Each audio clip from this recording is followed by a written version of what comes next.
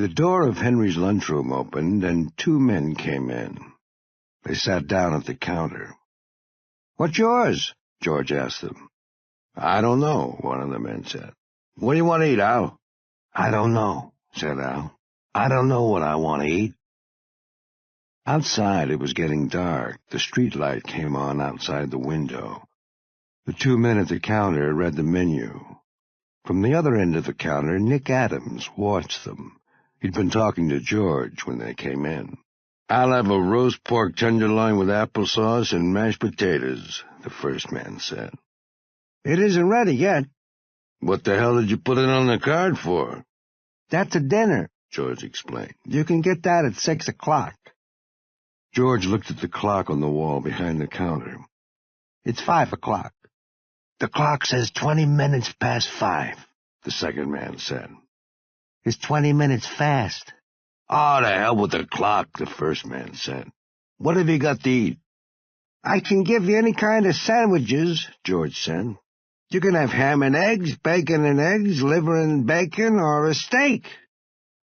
"Give me chicken croquettes with green peas and cream sauce and mashed potatoes." "That's the dinner." "Everything we want's for dinner, huh? That's the way you work it?" "I can give you ham and eggs, bacon and eggs, liver—" "I'll take ham and eggs," the man called Al said. He wore a derby hat and a black overcoat buttoned across the chest. His face was small and white, and he had tight lips. He wore a silk muffler and gloves. "Give me bacon and eggs," said the other man. He was about the same size as Al. Their faces were different, but they were dressed like twins. Both wore overcoats too tight for them. They sat leaning forward, their elbows on the counter. "Got anything to drink?" Al asked. "Silver beer, beefo, ginger ale," George said. "I mean, you got anything to drink?" "Just as I said." "This is a hot town," said the other. "What do they call it?" "Summit." "Ever hear of it?" Al asked his friend. "No," said the friend. "What do you do here nights?" Al asked. "They eat the dinner," his friend said. "They all come here and eat the big dinner." "That's right," George said. "So you think that's right?" Al asked George. "Sure." "You're a pretty bright boy, aren't you?" "Sure," said George. "Well, you're not," said the other little man. "Is he, Al?" "He's dumb," said Al. He turned to Nick. "What's your name?" "Adams." "Another bright boy," Al said. "Ain't he a bright boy, Max?" "Town's full of bright boys," Max said. George put the two platters, one of ham and eggs, the other of bacon and eggs, on the counter. He set down two side dishes of fried potatoes and closed the wicket into the kitchen. "Which is yours?" he asked Al. "Don't you remember?" "Ham and eggs?" "Just a bright boy," Max said. He leaned forward and took the ham and eggs. Both men ate with their gloves on. George watched them eat. "What are you looking at?" Max looked at George. "Nothing." "The hell you were. You were looking at me." "Maybe the boy meant it for a joke, Max," Al said. George laughed. "You don't have to laugh," Max said to him. "You don't have to laugh at all, see?" "All right," said George. "Oh, he thinks it's all right." Max turned to Al. "He thinks it's all right. That's a good one." "Oh, he's a thinker," Al said. They went on eating. "What's the bright boy's name down the counter?" Al asked Max. "Hey, bright boy," Max said to Nick. "You go round on the other side of the counter with your boyfriend." "What's the idea?" Nick asked. "There isn't any idea." "You better go around, bright boy," Al said. Nick went around behind the counter. "What's the idea?" George asked. "None of your damn business," Al said. "Who's out in the kitchen?" "The nigger." "What do you mean, the nigger?" "The nigger that cooks." "Tell him to come in." "What's the idea?" "Tell him to come in." "Where do you think you are?" "We know damn well where we are," the man called Mac said. "Do we look silly?" "You talk silly," Al said to him. "What the hell do you argue with this kid for? Listen," he said to George, "tell the nigger to come out here." "What are you going to do to him?" "Nothing. Use your head, bright boy. What would we do to a nigger?" George opened the slit that opened back into the kitchen. "Sam," he called, "come in here a minute." The door to the kitchen opened and the nigger came in. "What was it?" he asked. The two men at the counter took a look at him. "All right, nigger, you stand right there," Al said. Sam, the nigger standing in his apron, looked at the two men sitting at the counter. "Yes, sir," he said. Al got down from his stool. "I'm going back to the kitchen with the nigger and bright boy," he said. "Go on back to the kitchen, nigger. You go with him, bright boy." The little man walked after Nick and Sam, the cook, back into the kitchen. The door shut after them. The man called Mac sat at the counter opposite George. He didn't look at George, but looked in the mirror that ran along back of the counter. Henry's had been made over from a saloon into a lunch counter. "Well, bright boy," Mac said, looking into the mirror, "why don't you say something?" "What's it all about?" "Hey, Al," Max called. "Bright boy wants to know what it's all about." "Why don't you tell him?" Al's voice came from the kitchen. "What do you think it's all about?" "I don't know." "What do you think?" Max looked into the mirror all the time he was talking. "I wouldn't say." "Hey, Al, bright boy says he wouldn't say what he thinks it's all about." "I can hear you all right," Al said from the kitchen. He had propped open the slit the dishes passed through into the kitchen with a ketchup bottle. "Listen, bright boy," he said from the kitchen to George. "Stand a little further along the bar. You move a little to the left, Max." He was like a photographer arranging for a group picture. "Talk to me, bright boy," Max said. "What do you think's going to happen?" George did not say anything. "I'll tell you," Max said. "We're going to kill a Swede." "You know a big Swede named Ole Anderson?" "Yes." "He comes here to eat every night, don't he?" "Sometimes he comes here." "He comes here at 6 o'clock, don't he?" "If he comes." "We know all that, bright boy," Max said. "Talk about something else. Ever go to the movies?" "Once in a while." "You ought to go to the movies more. The movies are fine for a bright boy like you." "What are you going to kill Ole Anderson for? What did he ever do to you?" "He never had a chance to do anything to us. He never even seen us." "And he's only going to see us once," Al said from the kitchen. "What are you going to kill him for, then?" George asked. "We're killing him for a friend. Just to oblige a friend, bright boy." "Shut up," said Al from the kitchen. "You talk too goddamn much." "Well, I gotta keep bright boy amused, don't I, bright boy?" "You talk too damn much," Al said. "The nigger and my bright boy are amused by themselves. I got them tied up like a couple of girlfriends in the convent." "I suppose you were in a convent?" "You never know." "You were in a kosher convent, that's where you were." George looked up at the clock. "If anybody comes in, you tell them the cook is off, and if they keep after it, you tell them you'll go back and cook yourself. Do you get that, bright boy?" "All right," George said. "What are you going to do with us afterward?" "That'll depend," Max said. "That's one of those things you never know at the time." George looked up at the clock. It was 6:15. The door from the street opened. A streetcar motorman came in. "Hello, George," he said. "Can I get supper?" "Sam's gone out," George said. "He'll be back in about half an hour." "I'd better go up the street," the motorman said. George looked at the clock. It was 20 minutes past 6. That was nice, bright boy, Max said. You're a regular little gentleman. He knew I'd blow his head off, Al said from the kitchen. No, said Max. It ain't that. Bright boy is nice. He's a nice boy. I like him. At 6:55, George said, He's not coming.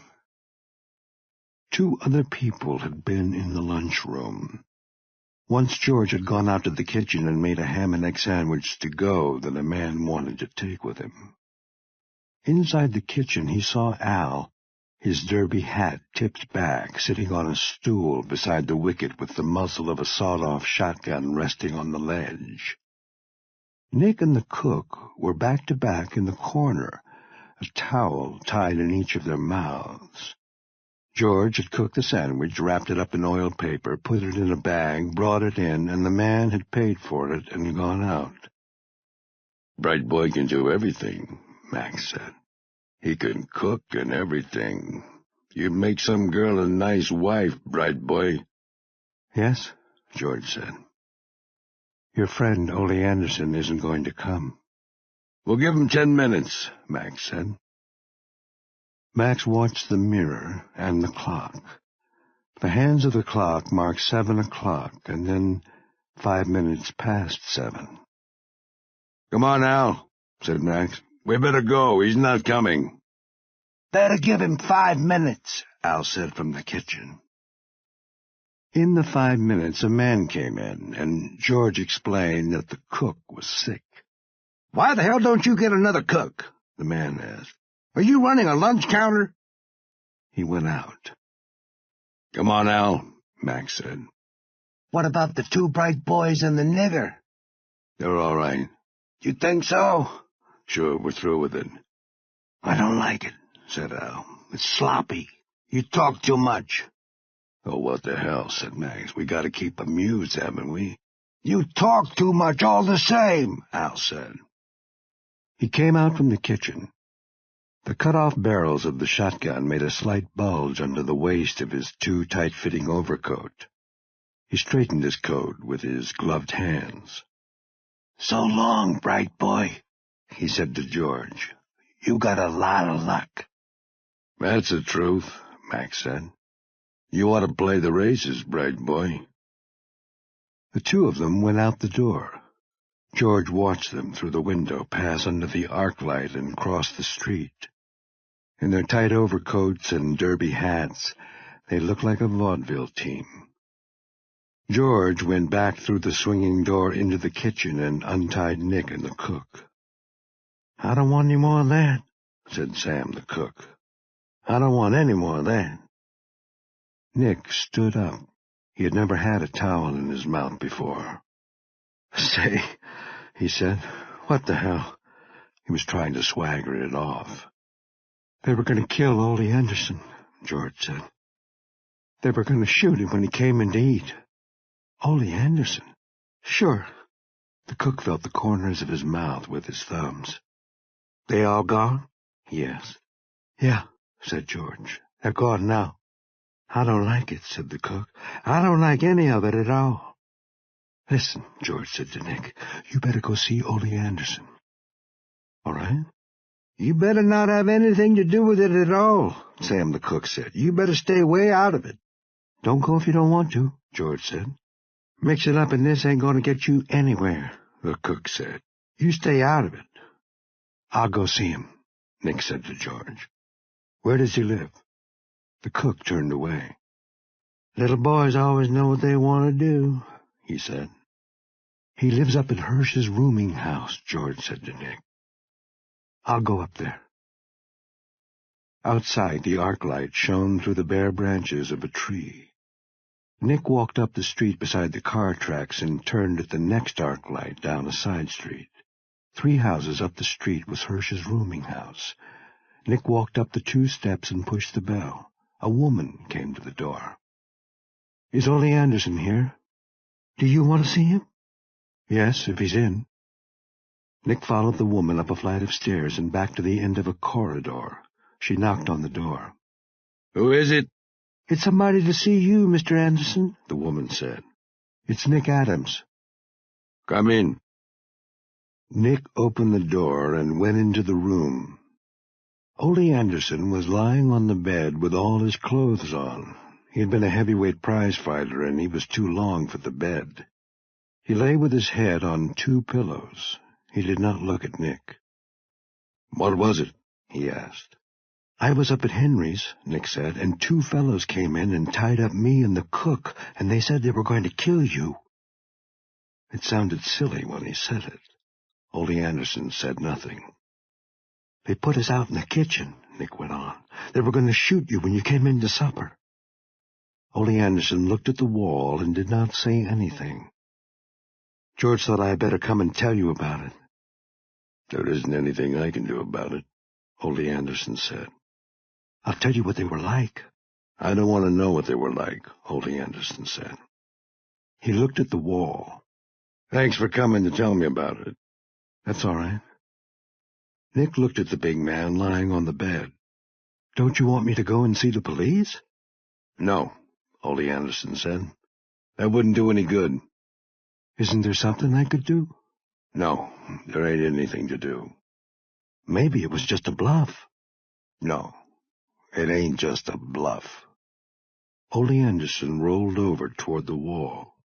"The only thing is," he said, talking toward the wall, "I just can't make up my mind to go out. I've been in here all day." "Couldn't you get out of town?" "No," Ole Anderson said. "I'm through with all that running around." He looked at the wall. "There ain't anything to do now." "Couldn't you fix it up some way?" "No, I got in wrong." He talked in the same flat voice. "There ain't anything to do. After a while I'll make up my mind to go out." "I better go back and see George," Nick said. "So long," said Ole Anderson. He did not look toward Nick. "Thanks for coming around."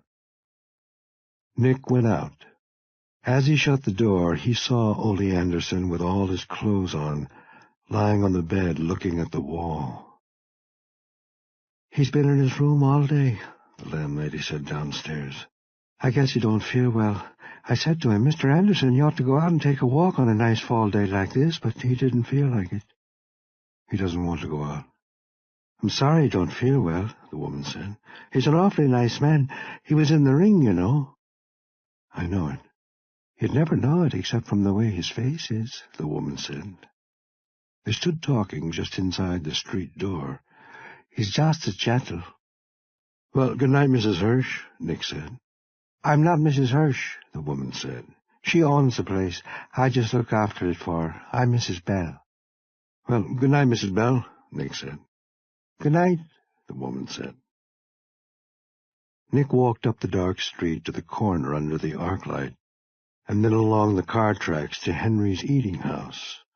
George was inside, back of the counter. "Did you see Ole?"